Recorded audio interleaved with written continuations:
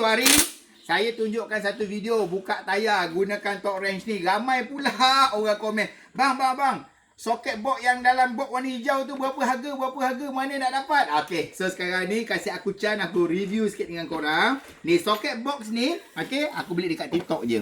Harga dia berapa? Kau tengok kat dalam beg kuning. Aku letak kat dalam beg kuning. Harga dia tak mahal pun. So yang ini dia bermula daripada saiz nombor 8. Nombor 8, dia ada nombor 13, dia ada besar sampai nombor 32 Dia punya saiz dia nombor 8 sampai saiz 32.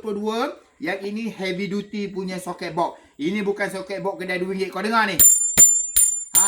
Bunyi dia betul-betul besi solid. Kalau nak buka tayar boleh, nak buka enjin boleh, nak buka kereta boleh, nak buka motor pun boleh. Memang sangat-sangat berbaloi lah. Harga dia tak mahal, tapi barang dia cantik. Sebab itulah aku berani recommend dengan korang. Kalau korang nak soket box macam aku pakai ni, kau tengok dekat dalam beg kuning. Aku letakkan semua ni dekat dalam beg kuning dengan satu harga. Confirm korang puas hati dia punya harga dia. Okay, so yang ini satu set ni, ini tak termasuk lah. Yang ini daripada brand lain lah. Yang ini saya tak promote. Yang ini yang saya nak ceritakan. Soket box ni, kau tengok dekat dalam beg kuning, harga dia, sumpah aku cakap dengan korang, sangat-sangat berbaloi. Kualiti dia memang okey. Memang bagus, insyaAllah. Okey, yang ni saya letakkan dekat dalam beg kuning.